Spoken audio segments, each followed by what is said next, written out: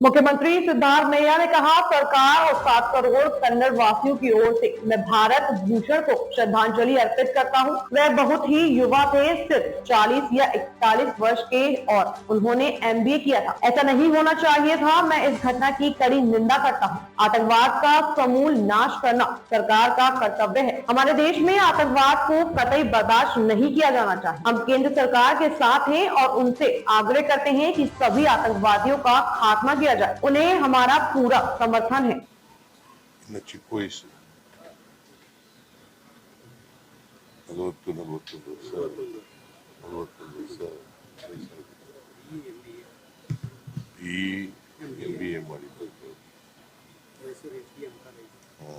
ಮೈಸೂರಿನಲ್ಲಿ SDM ಕಾಲೇಜಲ್ಲಿ MBA ಮಾಡಿದ್ರು. ಇವರು DDPಗೆ ಅವ್ರ ತಂದೆ ಹೇಳಾಗಿದ್ದಾರೆ. ಆಗಬಾರ್ದಾಗಿದೆ. ಅವರು ಅಮಾನವೀಯವಾದಂಥ ಒಂದು ಕೃತ್ಯ ಇದೆ. ಇದನ್ನ ತೀವ್ರವಾಗಿ ಖಂಡಿಸ್ತೇನೆ ಅಂತ.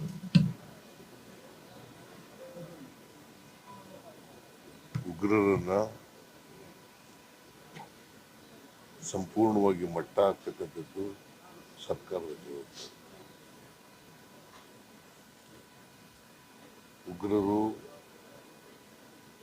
ಉಗ್ರರ ಚಟುವಟಿಕೆಗಳು ನಮ್ಮ ದೇಶದಲ್ಲಿ ಇರಬಾರ್ದು. ಯಾವುದೇ ಕಾರಣಕ್ಕೆ ಸರ್ಕಾರ ಇದರಲ್ಲಿ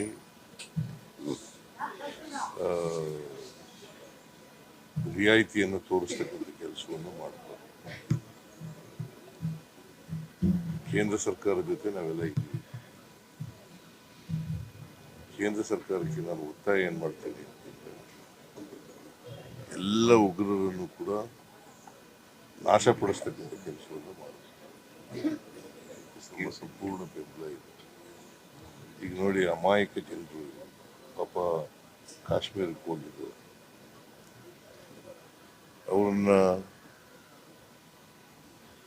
ಆಡೋ ಹಗಲೇ ಮತ್ತೆ ಅವ್ರ ಹೆಂಡ್ತೀರಿ ಎದುರುಗಡೆನೆ ಮಗು ಕೂಡ ಇದೆ.